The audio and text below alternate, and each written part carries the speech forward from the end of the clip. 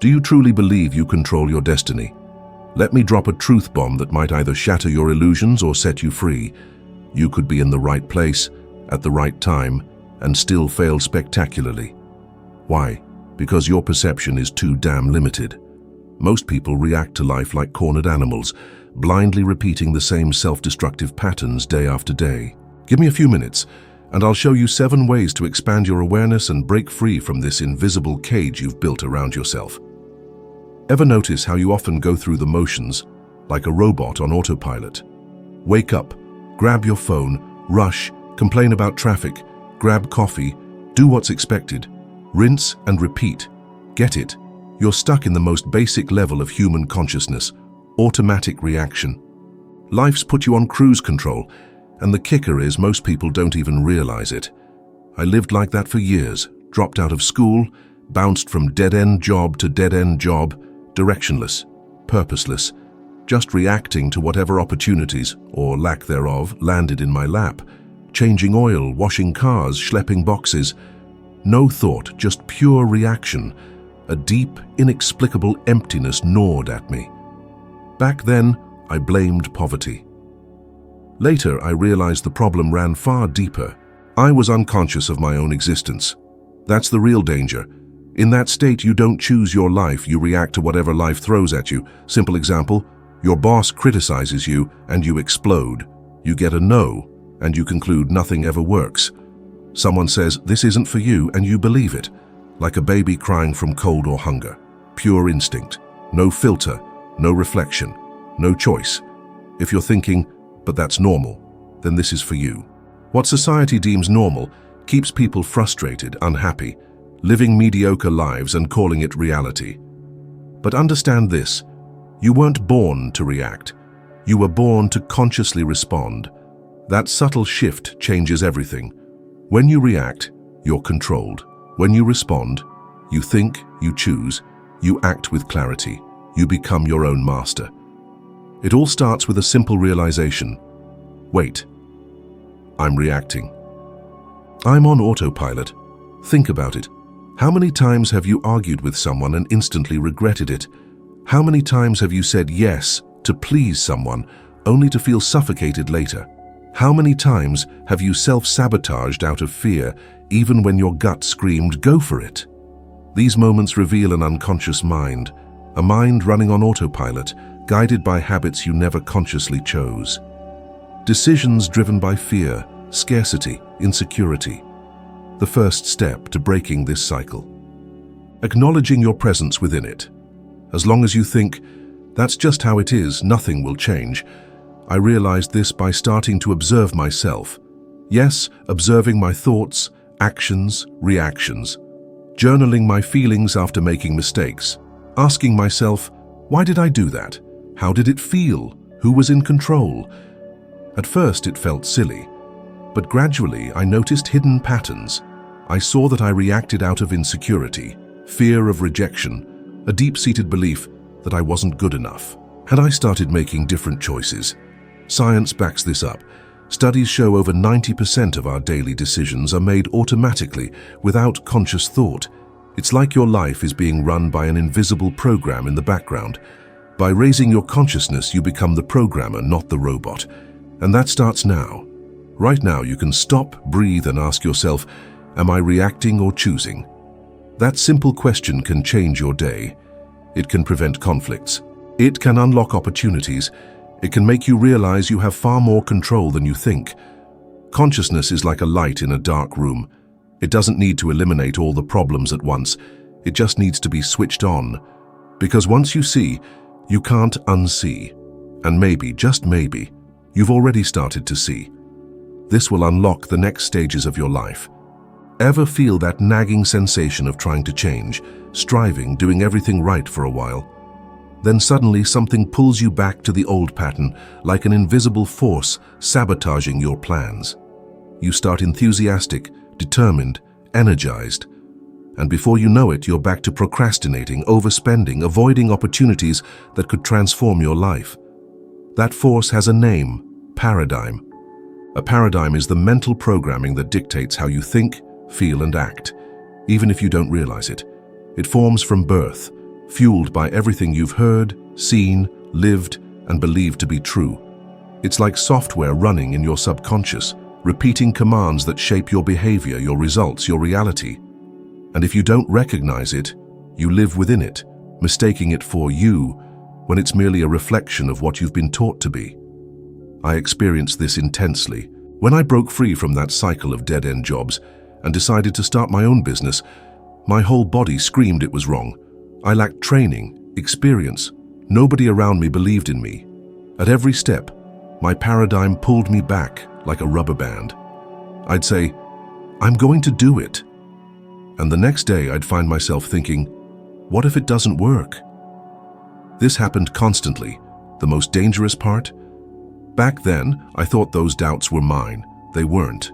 They were my paradigms. That's how it operates with almost everyone. You see an opportunity and think, is this for me? You get a promotion and immediately imagine everything that could go wrong. You start a new project and instantly feel tired, doubtful, drained. It's not coincidence. It's your paradigm trying to keep you in the familiar, even if that place is uncomfortable, unsatisfying, or miserable, because its priority is keeping you safe, not fulfilled. Know that cycle where someone gets extra money and quickly finds a way to spend it all? Or when someone starts getting better results, but then makes a stupid mistake that undoes everything? That's the paradigm in action. It acts like an internal thermostat. If you try to exceed the success level your mind accepts as normal, it will create situations, self-sabotage, distractions, fears, to pull you back to your comfort zone. And the cruelest part? This doesn't only happen to those struggling. There are people who achieve fame, fortune, influence, but never change their paradigm, and sooner or later it all crumbles. Remember Britney Spears, one of the most famous artists in the world, at the height of success, money, attention, but completely fragile inside. Public breakdowns, impulsive decisions, scandals, because behind the fame, there was a mind trapped in a paradigm of insecurity, external control, and lack of self-identity. External success was greater than what her mind was prepared to handle. The point is, this can happen to any of us, if we're not conscious of who's in charge. So if you genuinely want to change your life, understand this. It's not enough to want something new. You need to become someone new. And that begins when you recognize that what holds you back isn't circumstances, the market, lack of time, or money. It's how you're programmed to interpret and react to all of it. Want a practical way to identify your paradigm? Observe the results you keep repeating. Observe the thoughts that arise when you dream big. Observe the physical sensations when you're about to do something challenging. That anxiety, that tightness in your chest, that voice saying this isn't going to work, that's your paradigm manifesting itself. And now comes the most important part. You can change this, but not overnight. The first step is becoming more aware of it. Write down those limiting thoughts that pop up frequently. Question each one. Ask, is this really true? Or is it just a reflection of my outdated programming? And above all, don't wait to feel ready to act, because your paradigm will never let you feel ready.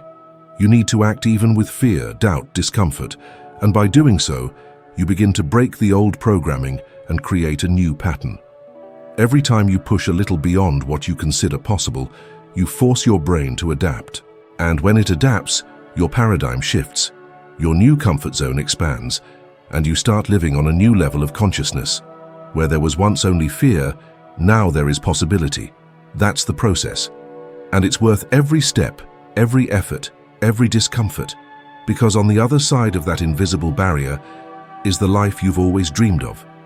Only this time, it's fully accessible, fully real, and most importantly, under your control. There's a huge difference between wanting and deciding, and maybe that's the chasm separating you from the life you desire. Most people confuse wanting with deciding. They say they want to change, want to make more money, want a better life, but their behavior proves otherwise, because wanting is passive. It doesn't require effort. You can want something for years and remain exactly where you are, but deciding carries weight, because truly deciding means committing to action. It means that no matter what, you will follow through on what you've determined. And that's called discipline, but not the schoolyard discipline you were taught, full of rigid rules, punishments, and obligations. I'm talking about a much deeper and more powerful kind of discipline, the ability to give yourself an order and obey it. That's freedom. That's personal power. And I can guarantee you there's no feeling in the world like it. Want to know how I learned this? I was a firefighter in Toronto, a stable, honest, respectable job. But inside there was a restlessness, a certainty that I was born for something greater. One day a man gave me a book, Think and Grow Rich. It impacted me like nothing ever had. I read it, reread it, absorbed every word. And then I made a decision that seemed insane to anyone with an ounce of common sense. I quit my job and started a cleaning business. No training, no management experience, no contacts. But I had one thing, decision backed by discipline. In the first few months I faced resistance constantly. People told me I'd fail, and inside my mind the old paradigm kept trying to pull me back. But every time that happened, I remembered the promise I made to myself. I will follow through on this decision. I gave myself an order, and I will obey. And I obeyed. The result? Within a year, I'd made over $100,000. In the 60s, that was a fortune. But the money was just the external reflection of what had changed inside. I'd learned to master myself. That's true discipline. It's not about waking up at 5 in the morning. It's not about following a flawless schedule. It's about acting even when you don't feel like it. It's about doing what needs to be done even when no one's watching. It's about keeping the decision alive even when the initial enthusiasm is gone. Because it will go. It always does. And that's where most people give up. Know someone like that? Who starts enthusiastic, makes plans, buys a new notebook, tells everyone, and a week later has abandoned everything. Maybe you've done it. I have. Until I realized that enthusiasm isn't what sustains transformation. What sustains it is discipline. That ability to be true to your own decision, and science confirms this. Research shows that people with high self-discipline tend to be happier, more fulfilled, and even healthier because they don't live in conflict with themselves. They say what they're going to do, and they do it. And that generates a sense of self-esteem and confidence that no external motivation can provide. But true discipline only arises when your desire is aligned with your decision. Wanting to lose weight while binge eating is just wanting. Deciding to change your diet and follow through day after day, even when you want to give up, that's discipline. Wanting to start a business while complaining about life is just accumulated frustration. Deciding to start, take the first step. Fail, correct, try again. That's discipline. And here's a practical tip. Every time you say, I'm going to do this, stop and ask yourself, am I just wanting, or have I really decided? If the answer is, I've decided, then prove it. Do it. Now, not tomorrow, not after everything is perfect. Now, even if it's a small step, even if it's writing the idea down on paper, turning off your phone for an hour, or saying no to something that's distracting you. Because each small action strengthens your discipline, and each time you fulfill what you promised yourself, you get closer to complete control over your life. Want to feel good? Want to be proud of who you're becoming? Then stop betraying yourself. Stop promising things you don't deliver, because the pain of lack of discipline is silent but devastating. It erodes your self-confidence, undermines your dreams, and transforms you into a shadow of what you could be. But the good news is, this changes the moment you say with conviction, I'm the kind of person who keeps their word, and start living like it. One decision, one order, and the courage to follow through to the end. That's the path, that's the key. Have you ever stopped to think that your life might be shaped by beliefs that aren't even yours, that maybe the way you think about money, success, love, purpose, has simply been inherited? Since childhood, you've been inserted into a system that has taught you, through words and examples, how life works. And that's what creates the illusion of reality. But it's not reality. It's programming. When you were little, you were told to be like everyone else, to go with the flow, not to question, not to draw attention. Do what everyone else does and you'll succeed. And you accepted it without realizing it. Because at that stage of life, the brain is like a sponge. Everything goes in, everything becomes true. But then you grow, and you start to feel a restlessness, a desire to be more, to have more, to experience something different. But at the same time, there's a voice that says, "Who do you think you are to want all that?" That's the most powerful invisible prison there is, social conditioning. It's what makes intelligent, talented people with gigantic potential spend their lives hiding, self-sabotaging, conforming, because deep down, they believe they can't go beyond what's been defined for them. I've seen this happen so many times, and I lived it myself. I grew up hearing that people like me wouldn't go far. They told me the best I could do was find a job, pay the bills, and not complain. And for a long time, I believed it. I woke up every day without any excitement, did what I needed to do, went home tired, and started all over again. And the worst part is, I didn't even think there was anything wrong with it. It was like that with everyone around me. So, it must be normal. But you know what's most dangerous? It's that we start protecting that prison. We cling to it. When someone comes up with a different idea, we criticize. When we see someone prospering, we say they got lucky. When an opportunity arises, we back down. Because stepping out of the crowd is scary. It's uncomfortable, it's lonely, but it's also necessary. I remember a specific moment. A client asked me how much I'd charge to clean his office. I hesitated. In my head, charging a higher price felt arrogant, greedy, because I was taught that money was scarce, that rich people were selfish. But in that moment, I forced myself to break that pattern. I gave a fair but elevated price, and he accepted without hesitation. That's when I realized the problem was never the value. It was my self-image. I was stuck with a distorted idea about my own worth and about the value of what I offered the world. And the truth is, most people live with a distorted view of themselves. They don't see who they really are because they're wearing glasses that society put on them. And those glasses make you see yourself as small, limited, ordinary. But you're not that. You never were. You just accepted an identity that was given to you. But you can reject it now. You can choose another one. You can create a new one. Ever seen those stories of people who succeed in life and say, "Everyone laughed at me in the beginning"? That's it. They were mocked because they broke the pattern, because they dared to dream differently. And that bothers people because every time someone breaks free, it shows others that the prison is a choice. And many people prefer to believe they are imprisoned so they don't have to take responsibility for getting out. And I know this can be hard to hear because it means looking at yourself and admitting, "I've accepted less than I deserve." But that's also liberating because if it was you who accepted, it can also be you who changes everything. And for that, you need to question everything, especially what you've always accepted as true. Do you believe that making money is difficult? That success is for the few? That you weren't born lucky? That it's too late to change? Question it. Ask, is this belief helping me or limiting me? Because a limiting belief repeated for a long time disguises itself as truth, but it's still a lie. And you don't need to have a revolution tomorrow. Start small. Change the way you talk about yourself. Change what you allow into your mind. Change your environment, your habits, your references. Change what you call normal.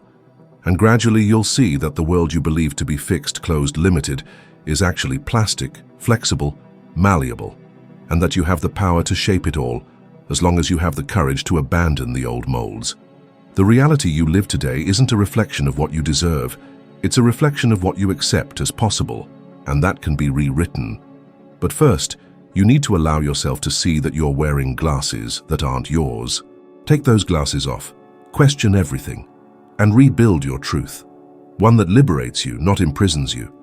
Your external reality will never exceed the image you maintain of yourself internally. Never. You can read all the books, watch all the videos, have access to the best strategies, but as long as you continue to see yourself as ordinary, limited, insecure, your life will reflect exactly that. The world out there responds to the way you see yourself inside. To transform your reality, first modify your identity. The crucial point in my life wasn't the financial gain, but when I adopted the behavior of the person I wanted to be, even before any visible results. This isn't presumption, it's self-awareness. I clearly remember my early days in the cleaning business. No fancy office, no expensive suits, no luxury vehicles. However, internally, I already saw myself as a successful entrepreneur, and more importantly, I acted like one. My speech, my thoughts, everything reflected this new image.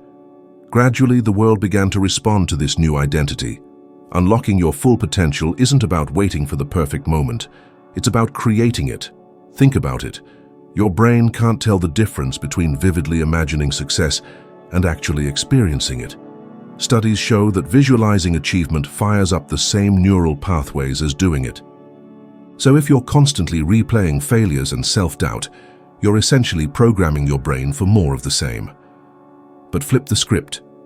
Visualize triumph, unwavering confidence, decisive action.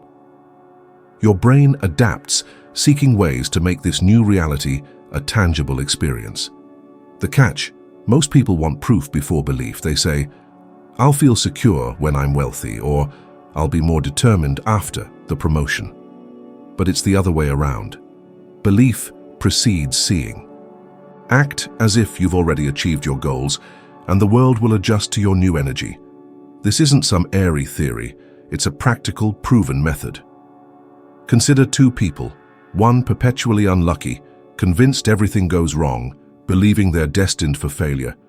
They walk with slumped shoulders, speak without conviction, hesitate at every turn, and the universe mirrors this.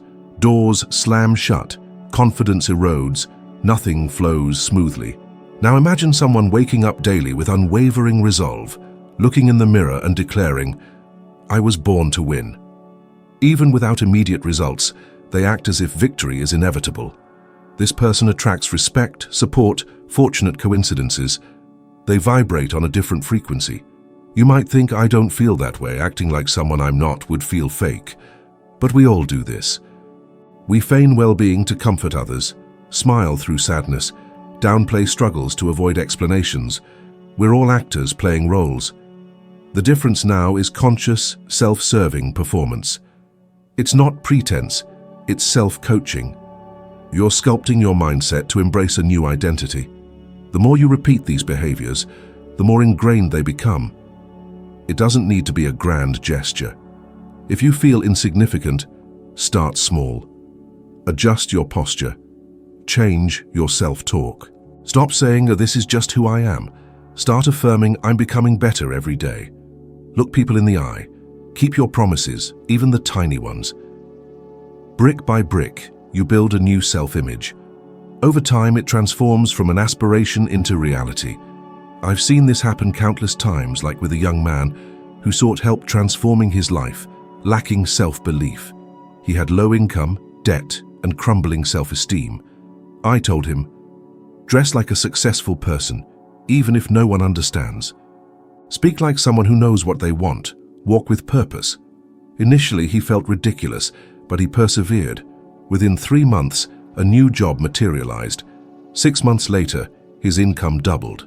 A year on, he was helping others do the same, all because he dared to act the part before external validation. It's not magic, it's hard, uncomfortable work. You'll face criticism, self-doubt, the urge to revert to your old self. That's where true transformation separates dreamers from doers. Change happens when you refuse to be defined by setbacks, failures, or others' opinions, when your identity stems from vision, self-awareness, and commitment. The question is, how are you behaving? Are you waiting for something to happen, or are you the architect of your own solution? That answer determines whether you repeat the past or forge a brand new future, and that choice is yours right now. What often sabotages life change, even with knowledge, resources, and motivation? The answer is painfully simple: a lack of believing you deserve it. This insidious self-doubt poisons dreams before they sprout. You can work hard, read self-help books, practice positive thinking, set goals, but if you secretly believe you're not good enough, undeserving, or it's not your time, it all crumbles. You'll attract success, then instantly repel it. You'll self-sabotage, delay, procrastinate, forget, and in the end, declare it didn't work. But the truth? You didn't let yourself succeed. This sense of unworthiness has roots in various experiences: Critical parents, cultures that equate ambition with selfishness, past failures, constant comparisons. These create layers of blocks and limiting memories. You enter a cycle associating success with guilt, feeling uncomfortable imagining happiness and freedom. Subconsciously, you do everything to stay safe, approved, risk-free. I've been there. Even succeeding in my cleaning business, I'd sometimes shut down, avoiding clients paralyzed by self-doubt. Until one day, looking in the mirror, I realized I didn't believe I deserved my new life. I focused on my past, lack of education, mistakes, missed opportunities, telling myself, "You're not this successful person, this isn't you." That's when I understood. If I didn't heal my self-image, no external action would matter. Life would pull me back. Maybe you're experiencing this too. Struggling, trying, striving, yet feeling trapped. Thinking, if I had more luck, a different family, about if I were like so-and-so. But let me tell you something no one ever explicitly stated. You don't need to prove anything to deserve an extraordinary life. You don't need to suffer beforehand, pay dues, or wait for validation. You deserve it simply for existing. The sooner you accept this, the faster doors will open. It's no coincidence that people with a strong sense of self-worth seem lucky. They attract better connections, recognize opportunities, speak with confidence, negotiate firmly.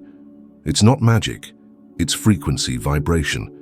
They don't ask permission to exist. They occupy their rightful space, and the world responds. Remember Oprah Winfrey. Born into extreme poverty, a victim of abuse and hardship, yet she made an internal choice. I am not what happened to me. I am what I choose to become.